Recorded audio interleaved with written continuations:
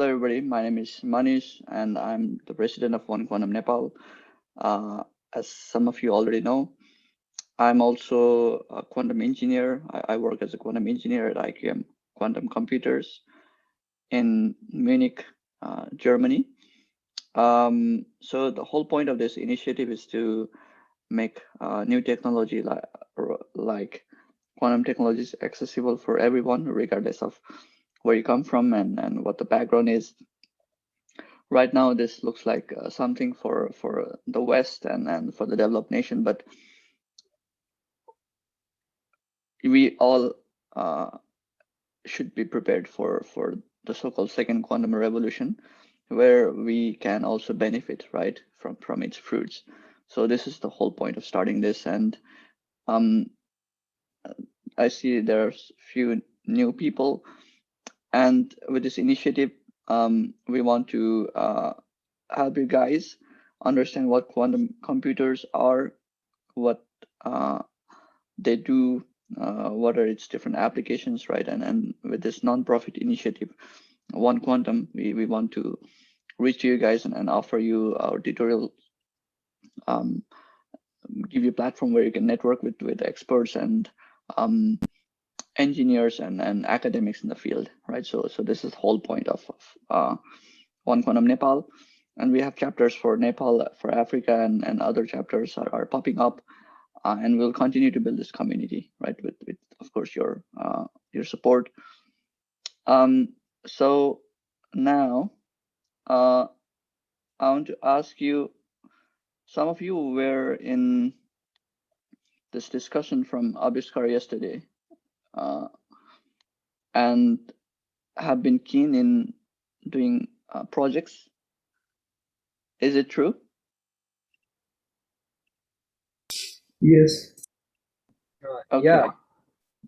Abhiskar, go ahead.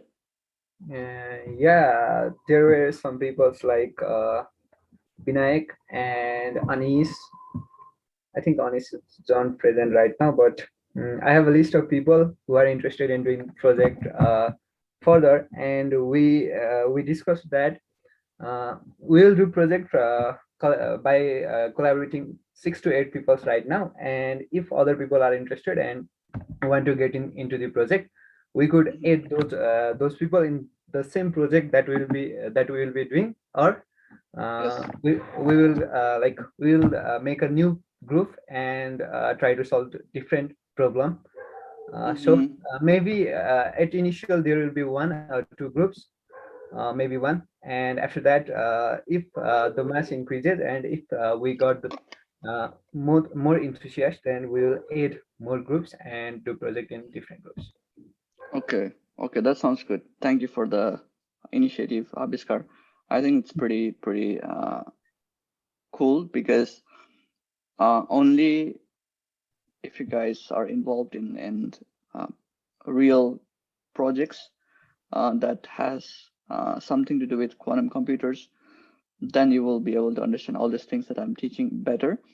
And I think it's a wonderful initiative, right, from Abhiskar, and he will be taking care of that organizational aspect. And once you guys have team, let's say we have 2 teams, or we have 3 teams, and for each of this team, I will give you this project, right, which will help you learn quantum technologies, and at the same time will challenge you, right, intellectually, because it will involve some math, and it'll be sort of a project for like 1 month, 2 months, right? So you can take your time and complete that, and it'll start easy. First, and we'll go from there, right? How difficult or how involved we want to make those, and I'll also take feedback from you all about that. But it's an interesting initiative, and I will support you guys, right? Sure. All right. Can you mute your microphone, please? Yeah, thank you. All right, so let me begin, right? So how many are we today? We are, right, a few, about 10. Okay. So last week, we learned about block sphere, right? And how you can represent your quantum state, a single quantum state on this block sphere. And on our cocktail session,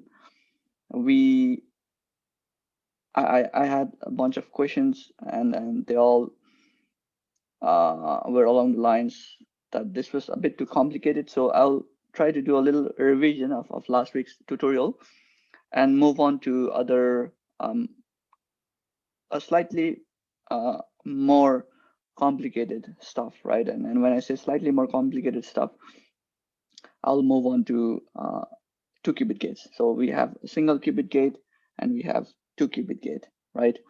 And so what is a block sphere? So just as a revision, right? So the surface of this block sphere, on each of the point on the surface of block sphere represent a quantum state, right? Represents a state of a qubit and single qubit, and we call it pure state. So if it lies on the surface of the sphere, which has radius 1, we call these states pure state, right? But if it lies inside, we call them mixed state. So throughout this talk, I'll be only talking about pure state, right? And so how many variables do we need to define a point on this surface? So an arbitrary vector utilizes 3 variables, right? So r, which is the radius, and 2 angles, theta and another Euler angle, phi, right? So you need 3 coordinates to represent a vector on this surface. And this vector corresponds to the state of qubit, right? Let me draw something here. So qubit can be in state 0, right? Or it can be in state 1, right? So 0 and 1, they are represented as 0 as the North Pole and 1 as the South Pole, right? Let me go full screen.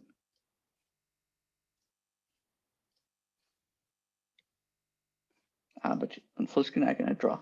Okay, doesn't matter. Draw, right? So 0 represents ground state and first represents the excited state, right? So you encode your information in zeros and ones, just like in classical computer, right? When you store your name in a string, you're basically encoding in bunch of this zeros and one, right? Let's say my name Manish. We encode this in, I don't know, some number of bit strings like 0, 1, 1, 0, 0, 0, 1. So that corresponds to string Manish, right? My name. It's the same procedure in quantum computing.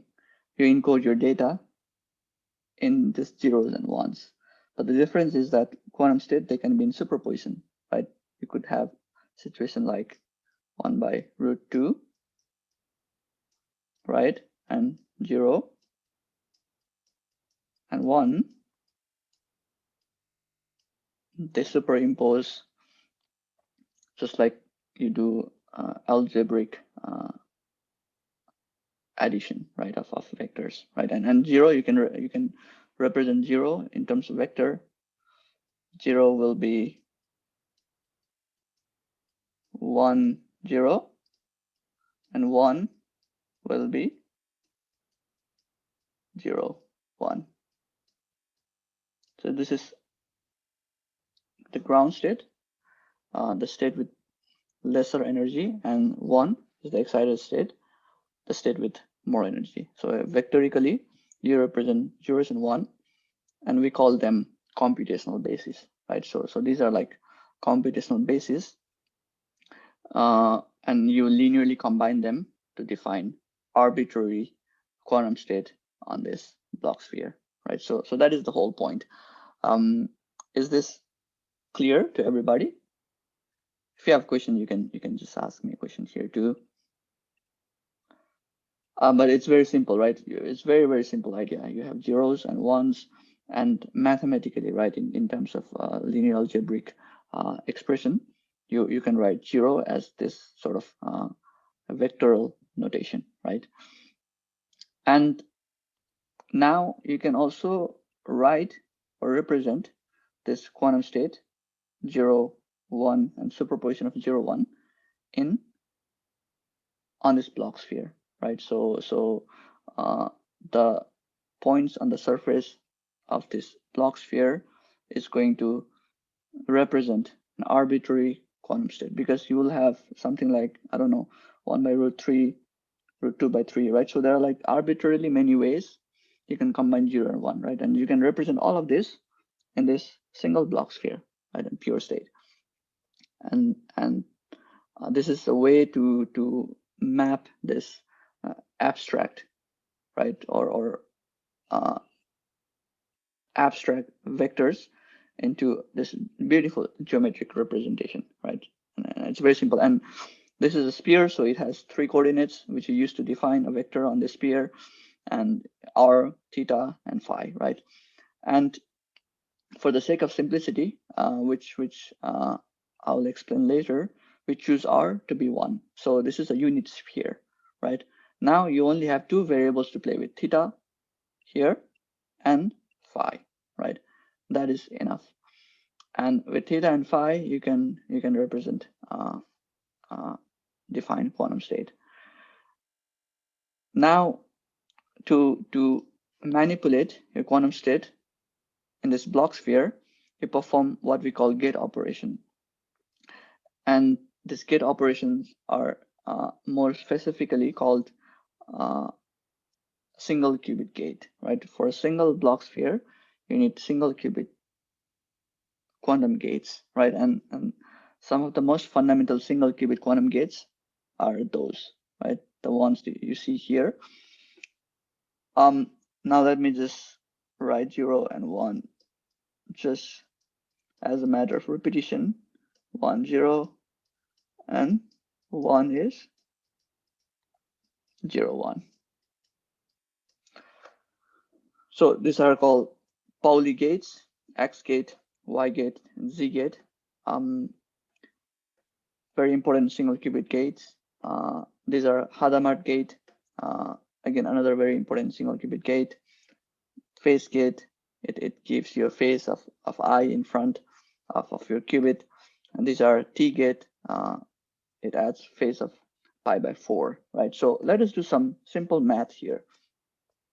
I want to take this slow because there was some confusion last week, and please bear with me, right? This might even be too simple for some of you. So let's see what happens if you apply this to this state, right? So this is a standard a vector multiplication. 0, 1, 1, 0. If you apply this to 1 and 0, it will be what? 0, 1, right? Now you can apply this to, so this became 1, right? So it took your 0 state and changed it to 1 state. Now if you apply the same thing, 0, 1, 1, 0 to 1, it will give you 0. So what is it doing? It is exciting qubit, right? So you have qubit in this and this state, 0, 1.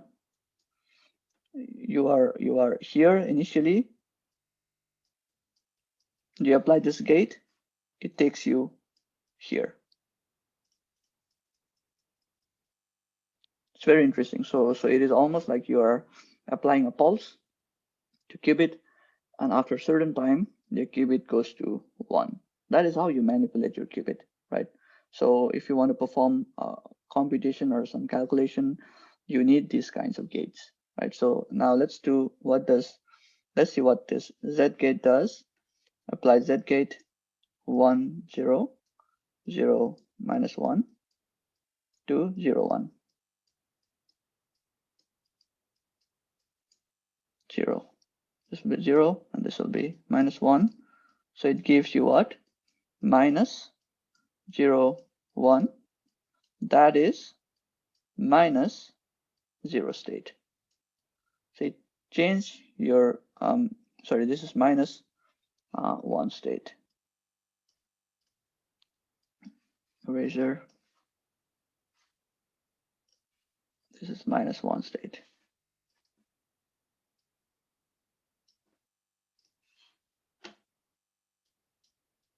It's pretty interesting, right? So it took the 1 state and added a phase of minus 1 in front of it, right? So these are very useful gates, and in quantum computers, they perform this sort of operations, right? So quantum computer is nothing more than you have qubits and gates are built inside of it, and this gates does those sort of operations on your qubits, right? And these are very useful in manipulating and in computation and calculations of your all sorts of different things, right? Now, another very important gate is this Hadamard gate, and let's see what this Hadamard gate does, right? So now Hadamard gate is like 1, 1, 1 minus 1. It is not diagonal or off diagonal. All the elements are full. Let's apply this gate to this vector. So 1 by root 2, 1, 1, 1 minus 1, 1, 0. What do you get here? This will give you 1 by root 2, 1, and this will give you 1, right? So what did it give you? It gave you 1 by root 2, 1, 0, plus 0, 1. That is 1 by root 2, 0, plus 1, right? So that is what it gave you. So what did it do? It took your state in 0 and made a superposition out of it, right? It's pretty fascinating. So you create this weird state that is both 0 and 1 at the same time, right? So why am I telling you about all this math? Because at the end, quantum computation is all about math, and you have to learn this math, to understand quantum computers better.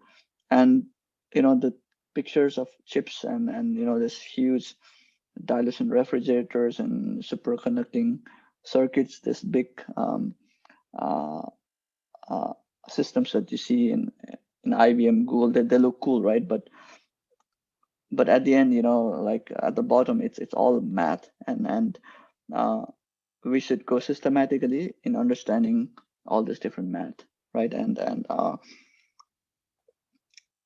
when you do projects, there will be like a few of the math based stuffs that you will work out, and some intuition based stuff, right, that we will go over together. So we take it one by one, and you will learn quite well if you follow the simple maths through, and one at a time, right? So that was the whole thing with operations and single qubit gates. And the most important gates are very simple ones, right? These are just like 2 by 2 matrices. Okay. If you have questions, just stop me at any point and you can ask. I'll also have a look at the chat on the side. All right. Okay, so for the next one, so like I said, right, block sphere, you define qubits using this geometric representation, and qubits can be in arbitrarily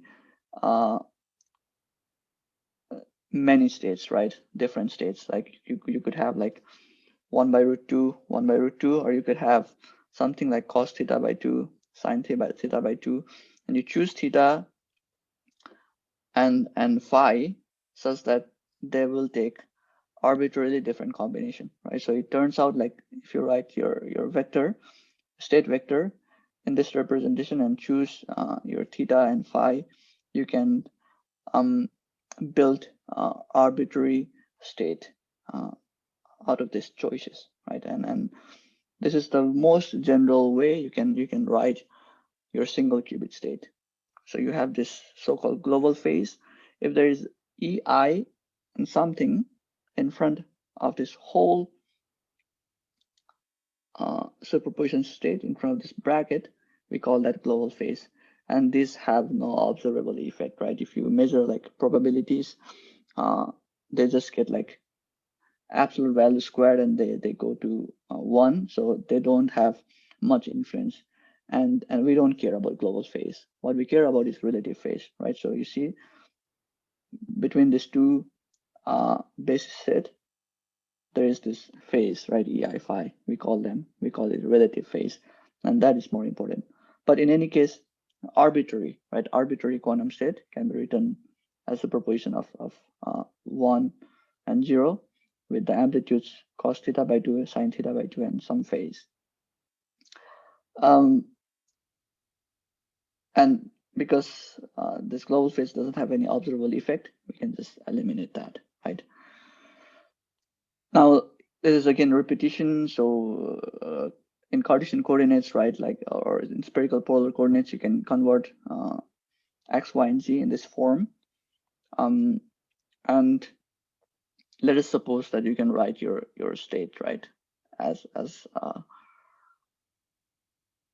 superposition of this 0 and 1 with these amplitudes. So the slide, we derived this, right? But at the end, if you follow this, spherical polar coordinates and you follow math here, you will end up with this state. So I'm just showing a derivation here. You don't actually need to worry about that too much.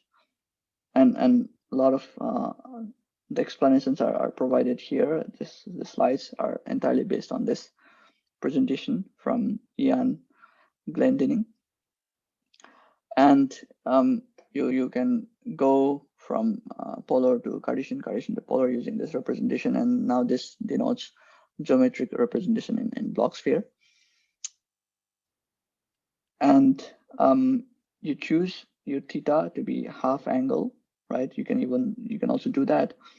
You can choose theta to be half angle. And if you choose theta from 0 to pi and phi 0 to 2 pi, there are the coordinates of points in the block sphere, right? So this is the most general representation of your qubit, right? And now if you do cos square theta,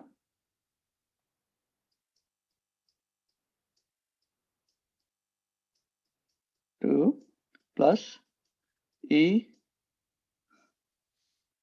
I phi sine theta by 2 the whole square. This will give you 1 because this will become EI phi E minus I phi, right? So this will just be 1 right now. And cos square theta by 2 plus sine square theta by 2 is 1. And that's going to give you, well, that is the norm. And norm of your pure state, single qubit pure state, should always be 1. And that is equivalent to the radius right here. So for this reason, we have chosen R to be 1 such that it preserves the norm. There are other choices too, but R equals 1 is the simplest one. That gives you 1. So this is saying, what is the probability that your qubit is in 0 or 1 state, right? Which is 1, because it will either be in 0 state or 1 state. When we were doing like this probability calculation in high school, when there's OR, you always add, right? So probability of being 0 state plus the probability to be in 1 state, right? Because there are only 2 states available, you will always find your qubit somewhere. You will either find it here or you'll find it here. So the likelihood of it to be in either of those is 1, right? But to be in 0, it is cos square theta by 2. To be it in 1, it is sine squared theta by 2.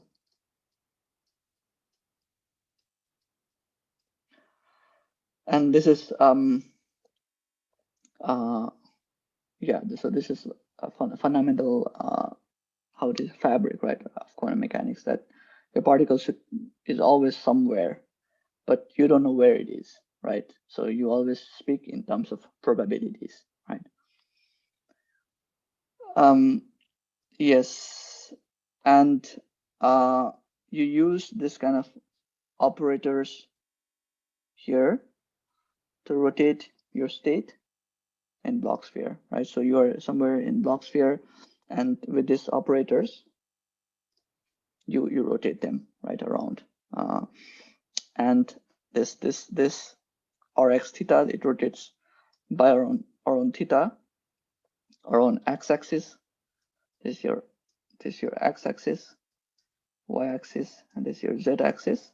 It rotates around this point, right, like this. And this one rotates around this point, and rz theta rotates a vector around this point, right? And now x, y, and z, they are 2 by 2 matrices rather. And if there were a number, it would be very simple, right? You just put them in calculator. So if it was like E, I, theta, right? And if x was like number, right? Let's say 2. That would simply be cos 2 theta, minus I sine theta, sine 2 theta, right? But it is not 2, but it is x, y, and z, which are 2 by 2 matrices. One needs to be very careful evaluating these quantities. So what do? There is a formula called Baker-Hausdorff-Campbell relation, and it tells you how to exponentiate a matrix and evaluate the exponent. So you do that by following this operator exponential protocol. What you do is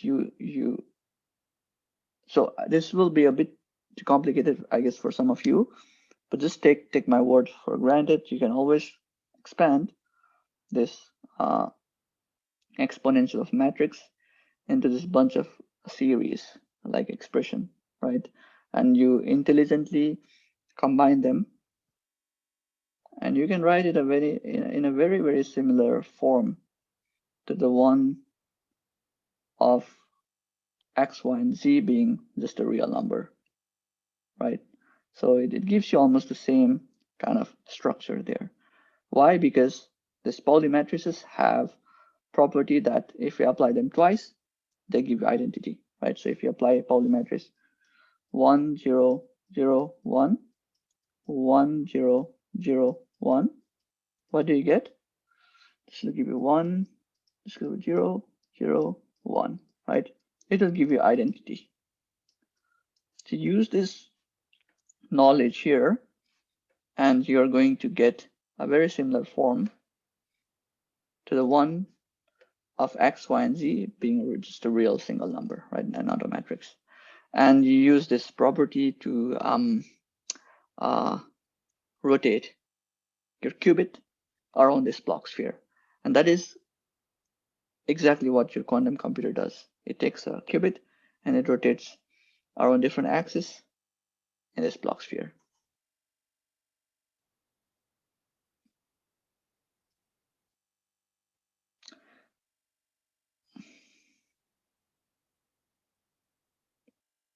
There are some interesting questions. Yes, there are infinitely many states. You're right, Roshan Khatri. He asked there are infinite number of states for given values of. Well, you can always choose your theta from 0 to pi, phi from 0 to 2 pi, right? And you can choose theta to be, I don't know, 0 degree, 0 0.1 degree, 0 0.2 degree, 30 degree, anyway. So there are like infinitely many ways you can combine. What is the physical interpretation of a global phase in block sphere, right? So that's a very interesting question, right? And okay, so I think this question will be clear with next slides. What is the physical interpretation of globe space in block sphere, right? So let us check that.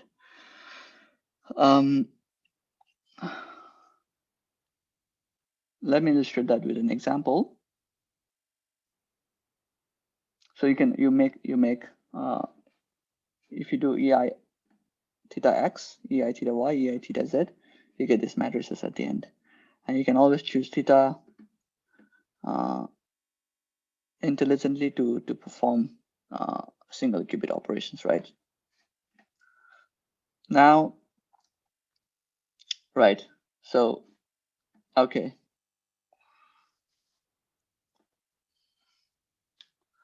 So if you apply this Rx pi gate, right, onto your state, right? Let's say your state, which is 1, 0, right? So what happens if you do that? Apply this here.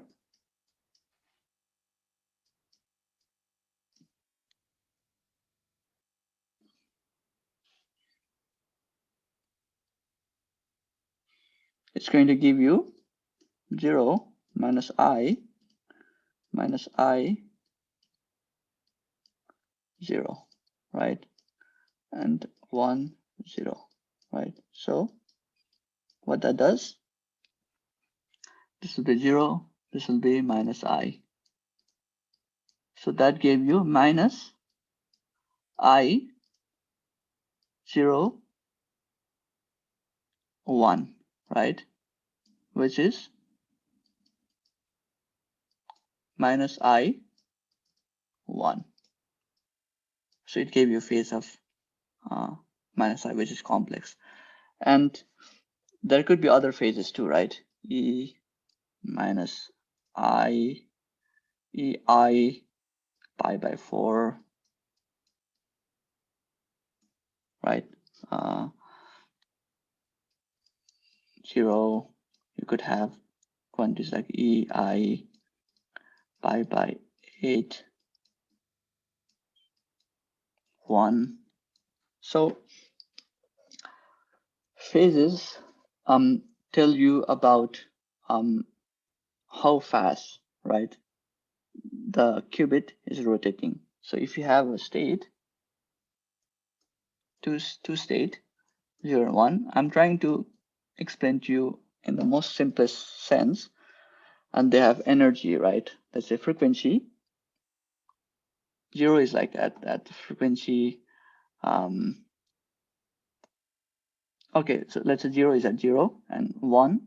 So 0 is at 0 energy level, right? And 1 is like, let's say, at 5 gigahertz, right? So these are given by your system. You fabricate your chips, and these chips have intrinsic frequencies, and frequencies are directly related to energies, right? So these are like energy levels, right?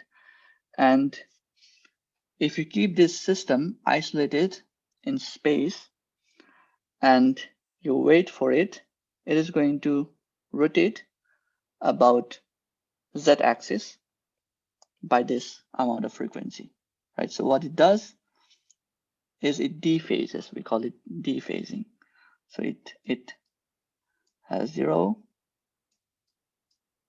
So what it will do is after some time, so this is at t equals 0. Now at t equals 1.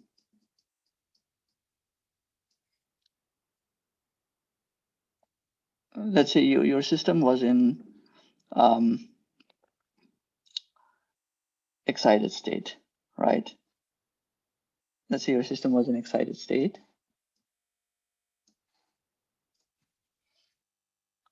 Now what happens is after time t is going to acquire this phase 5,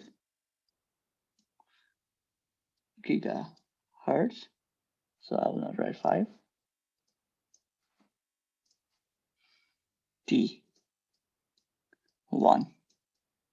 At time 0 it was 1. It was this state. At time 1 is going to rotate with this phase. So it is directly related to the energy, right? So this is what happens if you leave your qubits freely in space. It's going to precess around this axis right here, around this z axis. So that is the physical picture of you know what is the interpretation of these phases, right? And if it's a global phase, and that is a global phase, right? Because it's everything is in front.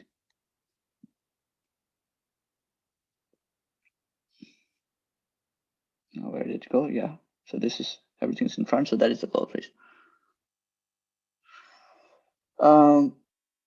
Yes, I hope that is clear. And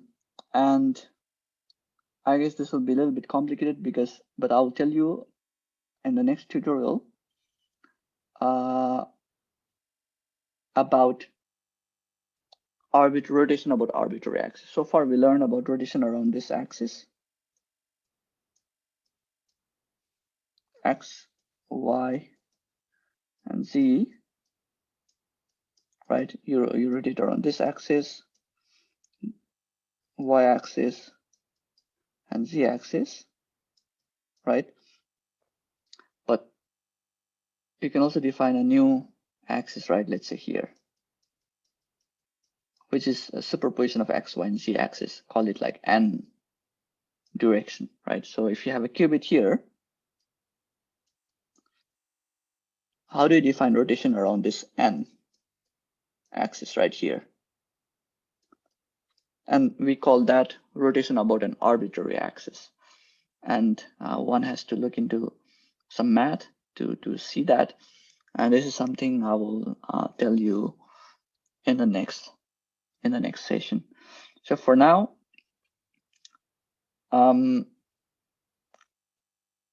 we can go to. I thought I would touch on a bit more, but I think we're out of time already. We have 20 more minutes. In this 20 more minutes, I will tell you about yeah.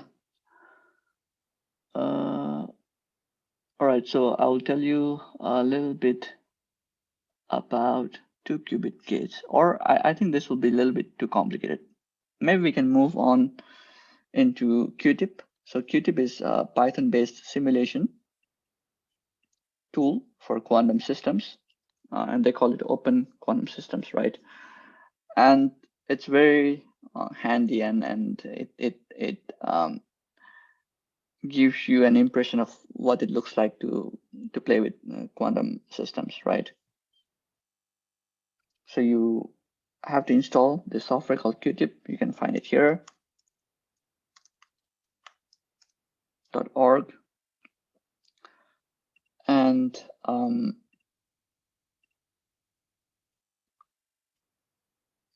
you guys can still see the slide, right? Can somebody give a feedback? Okay, great.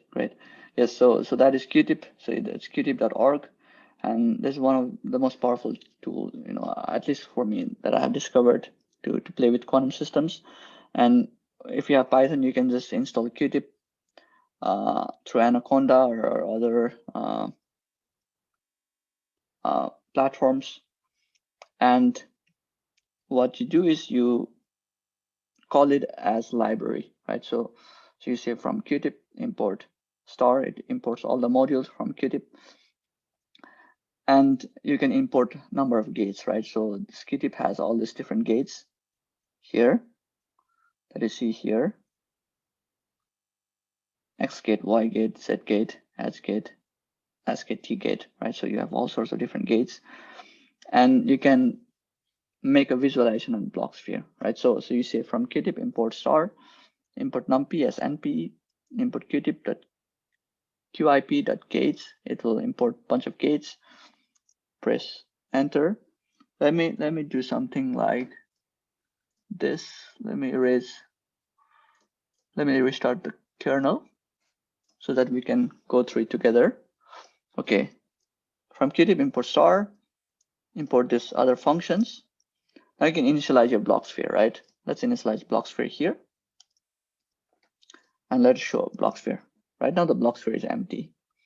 Now let us add basis sets. Let us first add 20, which is the first basis set. Look, it's going to add 20. This is the first basis set, right? We call it, I think it should be down. It should be up, but doesn't matter. Let us define another basis set to 1. We can call it up even though it's down. And let us add that to our block sphere and let us show our block sphere, right? So in QTip, 20 is the same as 10 vector, and 21 is the same as 01 vector, right? So this is language of QTip. Fundamentally, they are the same, right? So this, in linear algebra, you define your basis set as 01 and 10, but in QTip, you can define that as basis 20 or basis 21. So this is qubit in state 0, and this is qubit in state 1. Very, very simple. Now sigma x, right? What did I tell you before? What does sigma x do?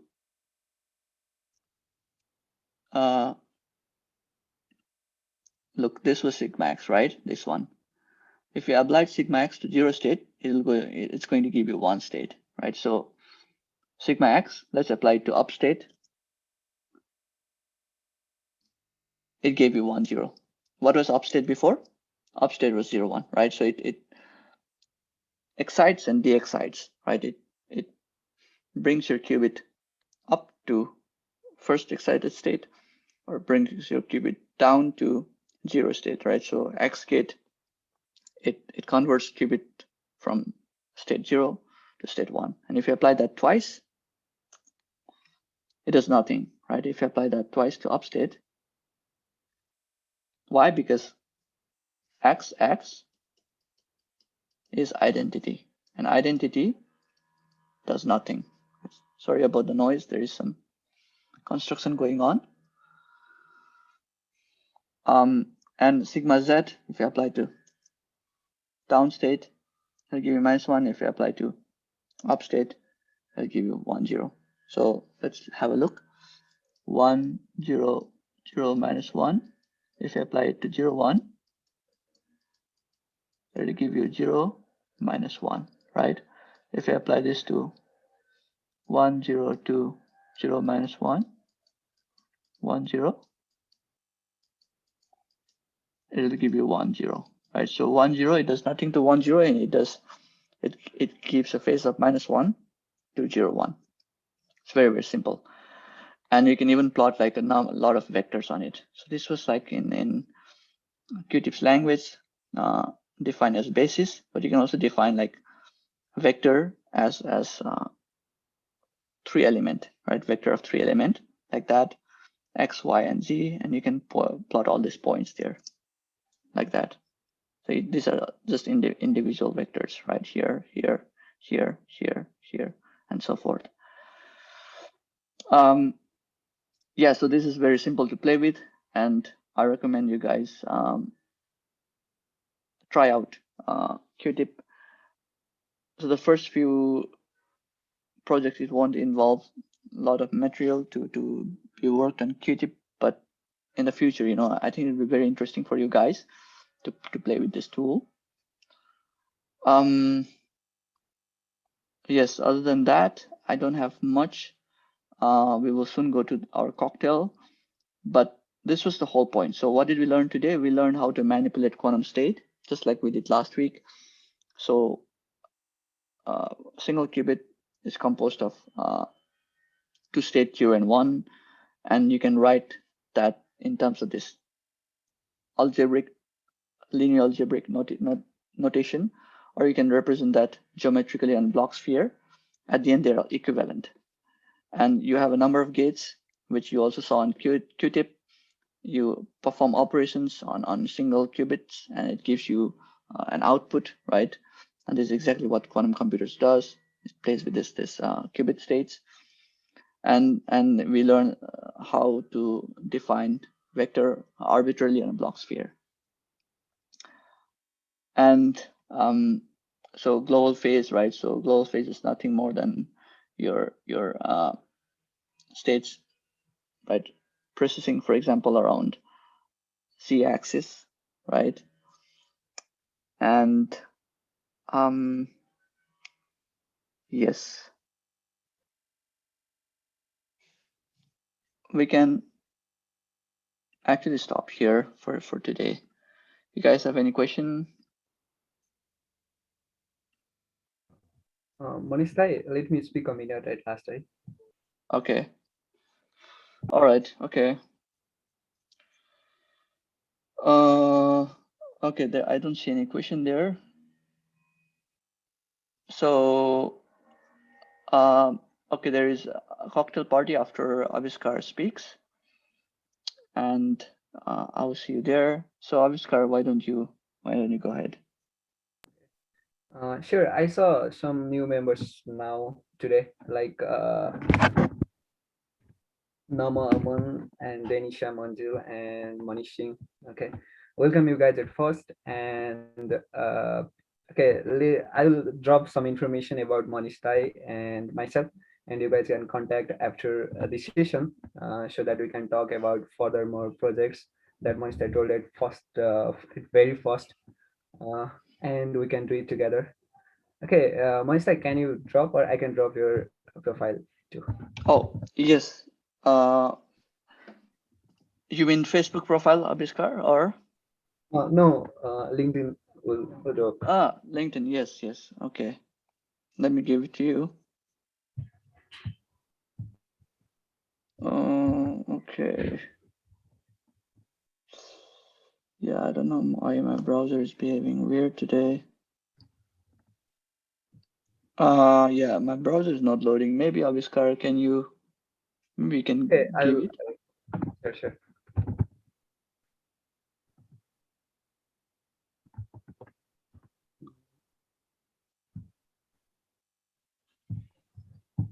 Okay,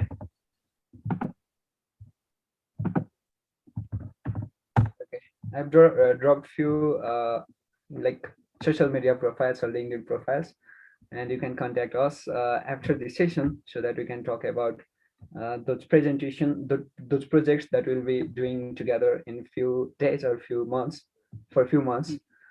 Okay, we can go. If you have any question, then you can unmute yourself and ask to Manistai and to any anything about this initiation. Mm-hmm. Right, right. Yeah, just, you can also write me an email. But we will continue to do this, and there will be guest speakers, from uh, around the world. I'll try to bring so that they will teach you some more, right, about quantum computers. Um, some info about the project. So the project will be very simple, things that has to do with quantum computers. For example, how do you look for a phone number, right, in your uh, unsorted phone book, right? If there is no like labels A, B, C, D, E, it's rather randomly arranged. How do you look for example, your grandmother's phone number, right? And there is an algorithm called Grover search algorithm, and we will look into those in this project. The project could be like something like, okay, what is the minimal number of these quantum gates you need to get the correct answer, right? About which page does this phone book has your grandmother's phone number? So it'll be something like that. Very interesting problems, that you do it, that could be done on a quantum computer. So that is what the project will be about. And So Aviskar, he's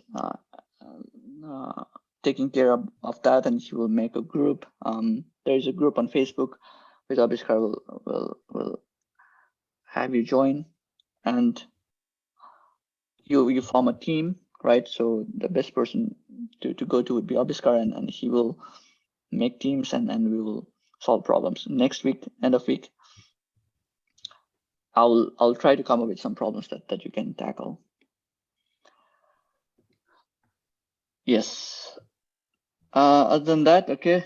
Again, let me post the Run the World link one more time. I'll see you there. All right, so I'll stop the recording.